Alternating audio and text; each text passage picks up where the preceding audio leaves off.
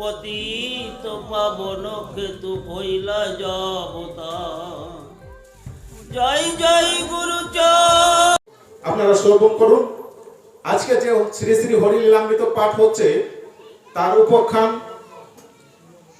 আবির্ভাব পুণ্যক্ষেত্র শ্রী শ্রী যশবন্ত অন্নপূর্ণার চরিত্র। নমস্কার। জয় হরিচাঁদ, জয় গুরুচাঁদ, জয় শান্তি মাতার জয়। এবং যিনি পাঠ করছেন তার মুখ থেকেই তার পরিচয় এবং তিনি কি পাঠ করছে আমরা শ্রবণ করব। আপনি শুরু করুন আজকের লীলামৃত পাঠ। হরিচাঁদ গুরুচাঁদ তারিকচাঁদ প্রেমানন্দে হরি হরি বল। শান্তি সত্যভাম প্রেমানন্দে হরি হরি বল। শ্রী শ্রী লীলামৃত পাঠ প্রাঙ্গে হরি শ্রী শ্রী হরিলীলামৃতের আবির্ভাবে পুণ্যক্ষেত্র শ্রী শ্রী যশবন্ত ঠাকুর ও অন্নপূর্ণার চরিত্র। ভাবেতে বিবর খোঁজে কত ভাব হতো, তাই ভাবিলে ভাবনা সিদ্ধি পারিলে ভাবিতে। এই যে সেই মহাভাবের ভাবনা যারা ভেবেছে, সেই ভাবতে ভাবতে ভাবের সঙ্গে সে লয় হয়ে যায় বা লীন হয়ে যায় বা মিলিত হয়ে যায়, তখন সে জীবন্তে মরা হয়। তখন তার জ্ঞান থাকে না। কেন জ্ঞান থাকে না? তখন তার কি কি দশা হয়, অষ্টসাত্ত্বিক দশায় যখন পরিণত হয় তখন সেই মানুষের এই অবস্থা হয়। কি দশা? অশ্রুকম্প শেদবীর বিভৎসকুল লোমকূপ কুণ্ডলম ঈশত কণ্ঠ।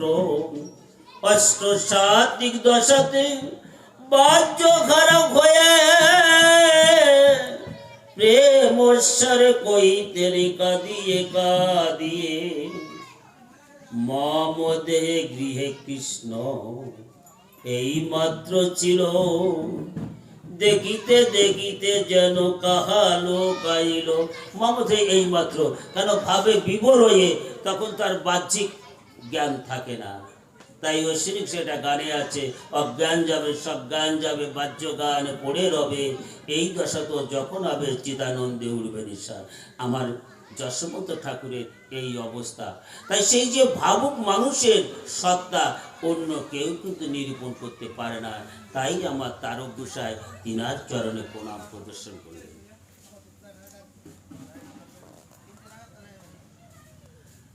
কাহারে বাপরে কৃষ্ণ, কাহা বলরাম, কাহারে আমার সেই শ্রীদাম সুদাম।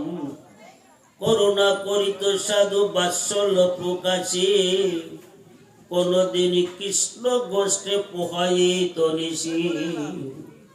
তিনি কিন্তু যখন এই ভাবে আত্মরায় যেতেন তখন তিনি কাহা বলরাম, কাহা আমার কৃষ্ণ, কথায় শ্রীরাম সুরাম। তাই ব্রহ্ম সম্পর্কে মানুষের যখন জ্ঞান জন্মায় তখন সেই মানুষ কিন্তু কৃষ্ণ বলরাম শ্রীরাম সুদাম কোনো ভিন্ন ভেদ নাই। কারণ তারক গোসাই তিনি স্তবাষ্টকে লিখে গেছেন, শ্রী হরি চন্দ্রায় সর্বভূতায় আত্মা রূপায় ভাগবতে নমো নমঃ। তিনি কি বললেন? আমার হরিচাঁদ ঠাকুর সর্বজীবের মধ্যে আত্মারূপে তিনি আছেন। সেই হরিচাঁদ ঠাকুরের প্রকৃত স্বরূপ কি? যে রূপে ভজনা করে সেইটাই তার স্বরূপ। কারণ এই জগতে যত জীব আছে সেটাই তার স্বরূপ। সর্বজীবের মধ্যে তিনি আত্মারূপে অধিষ্ঠান করেন, অতএব সর্বজীবই হচ্ছে তার সেই জন্য জীবে দয়া নামে রুচি, মানুষেতে নিষ্ঠা, ইয়া ছাড়া আর যত সব ক্রিয়া ভ্রষ্টা। অতএব সর্বজীবে যার শ্রদ্ধা ভক্তি আছে তবেই তার মধ্যে হরিপ্রেম আলো ও জ্ঞান তার প্রজ্বলিত হয়েছে।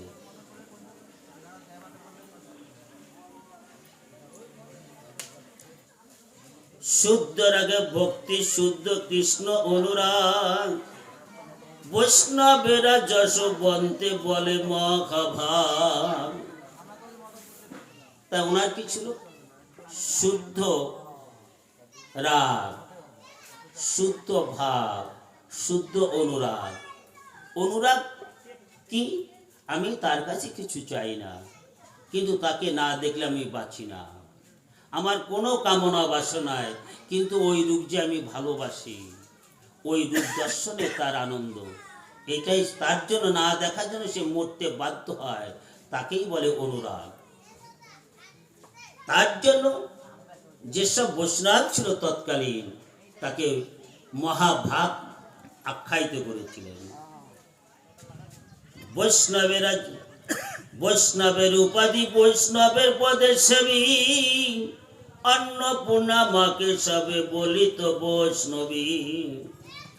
এবং তিনি ছিলেন বৈষ্ণব, এবং ওই চরণ বৈষ্ণবের চরণ সেবা করতেন, আর অন্নপূর্ণা মাকে বৈষ্ণবী বলে আখ্যায়িত করতেন। বৈষ্ণবে ঠাকুর আর ঠাকুর বৈষ্ণব, এহেন উপাধিতে হইল জনরব। যত কিছু সংসারেতে করিতেন আয়, যত্র আয় তত্র ব্যয় বৈষ্ণব সেবায়। তাই সঞ্চয় প্রবৃত্তি থাকলে পরে সে কখনো বৈষ্ণব হতে পারেনি। কিন্তু মতুয়া ধর্ম, অনেকে বলে মতুয়া কৃষ্ণ হরে কৃষ্ণ অভেদ, না, মতুয়াদের কিন্তু বৈষ্ণবের কোনো সঞ্চয় প্রবৃত্তি নাই। আর মতুয়াদের হচ্ছে শত রজ গুণে মতুয়া ধর্ম, ঐশ্বর্য এবং মাধুর্য সংমিশ্রণে তা হচ্ছে মতুয়া ধর্ম। তাই বলেন, এই দুই মুকাম হয়ে একতার উড়াকাদি করছে লীলা অতি চমৎকার, হাট কর মন সাধনগঞ্জ মদনগঞ্জে যাসনি বলে। এই ঐশ্বর্য এবং এই মাধুর্য দুয়ের সংমিশ্র। কারণ গার্হস্থ প্রশস্ত ধর্ম, অর্থ করি বিষয় সম্পদ না থাকলে পরে এই পুজোর সময় বলো ছেলে পেলে দিতে শিক্ষা, প্রয়োজনে করিবে ভিক্ষা। অতএব মতুয়া ধর্ম গার্হস্থ প্রশস্ত ধর্ম, মতুয়া ধর্ম স্বাধীনী চেতা ধর্ম, মতুয়া ধর্ম কারি দ্বারস্থ ধর্ম নয়, মতুয়া ধর্ম বিপ্লবী ধর্ম, মতুয়া ধর্ম কারো শরণাগত হয় না, তার একজনের শরণাগত, সেই পরম পিতা পরমেশ্বর জগৎ পিতা শ্রী শ্রী হরিচাঁদ ঠাকুর, তাহার চরণে শরণাগত। তাই ছাড়া আর কারো কাছে মতুয়ারা কখনো শরণাগত নয়।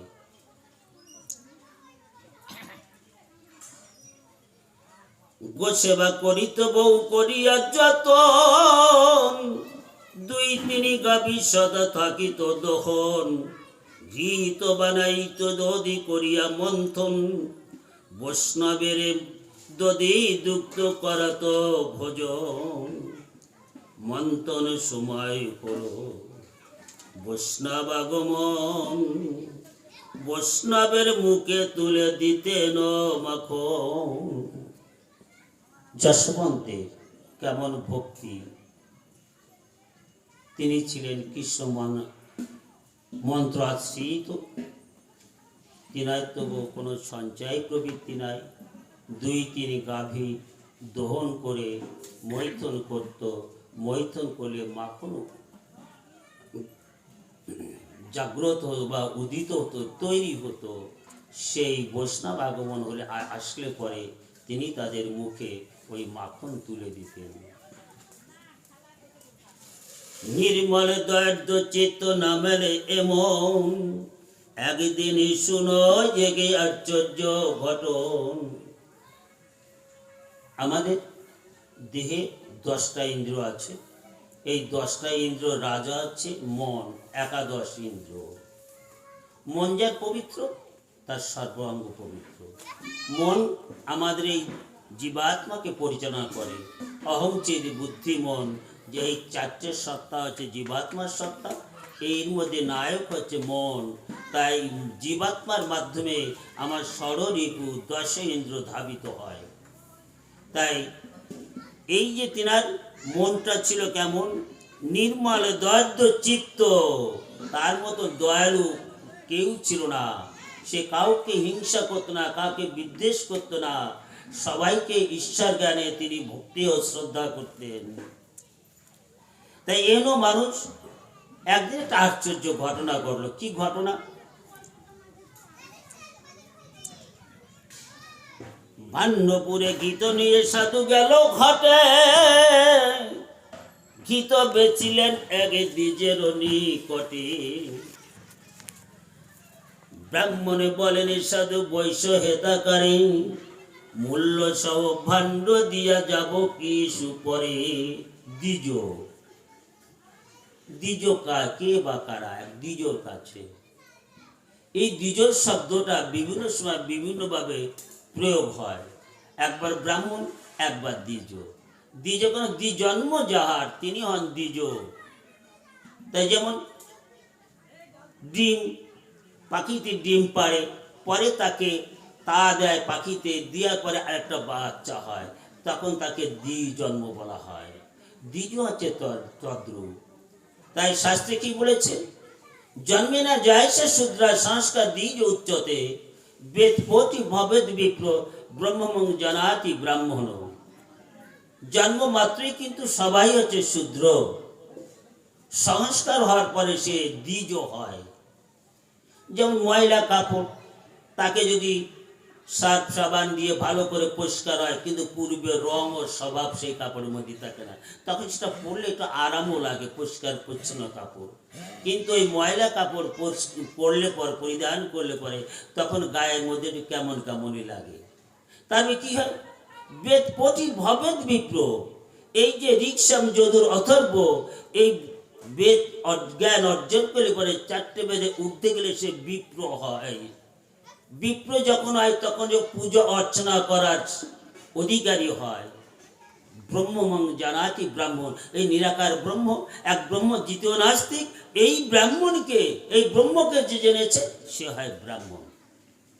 তাই সেই যে ব্রাহ্মণ, সেই যে দ্বিজ বলে এখানে রাখো আমি, কারণ তার তো সর্বজীবে সমদয়া, যে নির্মল দয়ার্দ্র চিত্ত, না মেলে এমন, অতএব সেই দ্বিজ হোক আর যাই হোক, বলে তার তো বিশ্বাস আছে। সে বলো যে এই মাত্র আমি নিয়ে যাব, বাড়ি রেখে তোমার পয়সা দিয়ে যাব। ব্রাহ্মণে এলো না ফিরে, মূল্য নাহি দিল, ঘিত বান্ড লয়ে দ্বিজ পলাইয়া গেল। উত্তীর্ণ হইল সন্ধ্যা, খাট ভেঙে যায়, নির্জনে বসিয়া সাধু কৃষ্ণ গুণ গায়। যার যে স্বভাব, যেমন মতুয়া যারা, তাদের কি স্বভাব? হরিদান হরিজ্ঞান, হরিজ্ঞান হরির নাম সার, প্রেমেতে মাতুয়ারা মতুয়া নাম যার। আর বৈষ্ণব তন্ত্রে কি? কৃষ্ণ ধানী কৃষ্ণ গানী, কৃষ্ণেতে আরতি, শয়নে স্বপনে জাগরণে স্ফূর্তি। এই স্ফূর্তি মানে আনন্দ সত্তা। আর এই যে প্রেমে মাতুয়ারা, মাতুয়ারা না হলে পরে আনন্দে পূর্ণ হয় না, ভগ্ন দেহ কখনো পূর্ণ হয় না। অতএব পূর্ণ দেহ পূর্ণ প্রেমের উদয় হয়, পূর্ণ প্রেম উদয় হলে পরম পিতার করুণা বর্তায়। তাই ওই শ্রীকৃষ্ণ লিখে গেলেন, প্রেম শূন্য জীর্ণ দেহ কেবা প্রয়োজন, যার নাই ভক্তি রতন প্রেমাস্বাদন, কালে কালের মুখে হয় পতন। আমার যশবন্ত ঠাকুর তিনি ওখানে বসে বসে নির্জনে, তার যে স্বভাব কৃষ্ণদান কৃষ্ণ জ্ঞান, হ্যাঁ, কৃষ্ণতে আরতি জগৎ, কৃষ্ণ বসে কৃষ্ণ গুণকীর্তন করছেন। গৃহেতে পশিয়া সাধু মৌন হয়ে রয়, ঠাকুরানে বলে খাট বেশাতে কোথায়। মানুষের জীবনে সৎ নিষ্ঠবান মানুষ চলার পথে যদি সে ঠকবাজের হাতে পড়ে, তখন অন্তরে খুব ব্যথা পায়। তাই যশবন্ত ঠাকুর গিয়ে হেসে তিনি মৌন হয়ে বসে আছে। কি ঘটনা ঘটে গেল? ঠাকুরানে বলে হাটে বেশাতি কোথায়, কোথায় গীতের বান্ডু কিছুই না দেখি, কি হয়েছে ওয়ে না বসিয়া ভাবো কি। বলে সে গীতের বান্ডু কোনো কি হয়েছে, বসে বসে তুমি কি চিন্তা করছো? লবণ তামাক পান কিছু না আনিলে, কি উপায় হবে সাধু বৈষ্ণব আসিলে। ও সাধু, এই যে তুমি লবণ তামাক পান কিছুই আনে না, বৈষ্ণব আসলে কি হবে? সাধু কয়ে কি বলিব শুনো গো বৈষ্ণবী, যে দায় ঠেকেছে আমি বসে তাই ভাবি। ঘি তো গেল ভাণ্ড গেল তাতে দুঃখ নাই, না খইল খাট করা যদিও না খাই। যা হোক বৈষ্ণবের সেবা বৈষ্ণবের কৃপায়। কর্ম বসে যদি দুদিন উপবাস হয়। অন্নপূর্ণা বললেন বৈষ্ণব আসলে পারে কি হবে, আমরা প্রতিদিন তো বৈষ্ণব সেবা দিই।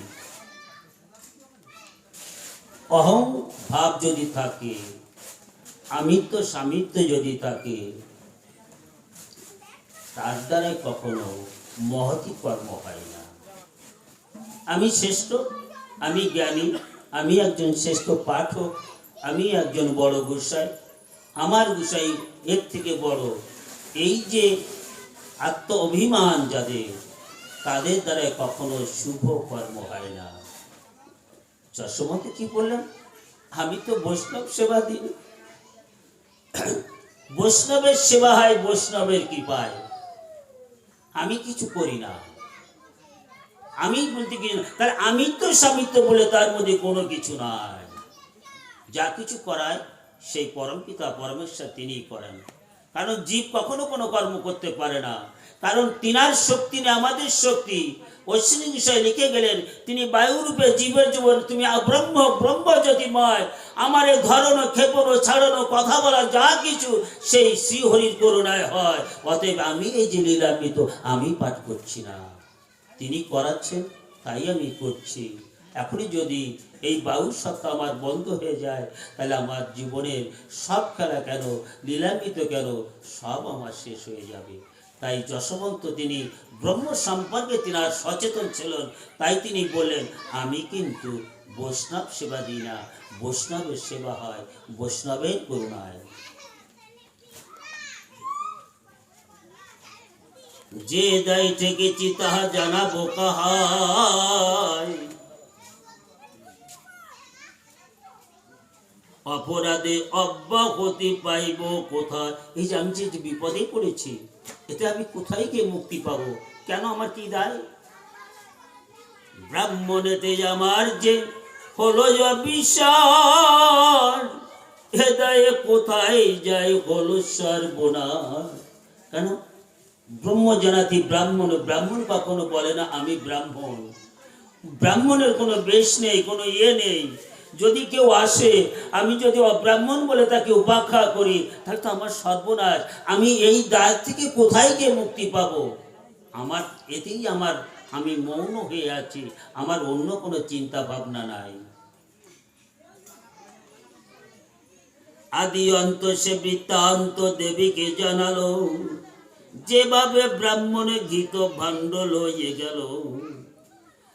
তখন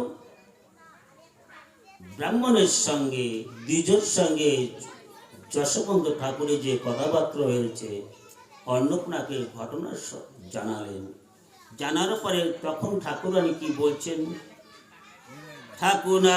ঠাকুরানী বলে না ভেব বিষয়, যবে যে ঘটনা ঘটে ঈশ্বর ও ঈশ্বর। এই দেখো, তুমি এই বিষয়ে চিন্তা করো না, যা কিছুর মূল সর্বমূলাধার আমার সেই পরমপিতা পরমেশ্বর, অতএব তিনি করাইছেন তাই হয়েছে, এ নিয়ে তো তোমার চিন্তার কোনো কারণ নেই। ঈশ্বর তোমার যদি বুঝিবারে মন, ব্রাহ্মণের দ্বারাই হেন করে নারায়ণ। তোমার মন বুঝার জন্য ভগবান এই কাজটা করেছে, বুঝেছ?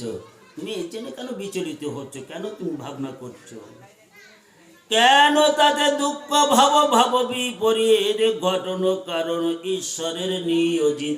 এই পৃথিবীতে যা কিছু ঘটে সবই ঈশ্বরের। বলতে হয়, যদিও বলা যায় না, তবু বলতে বাধ্য।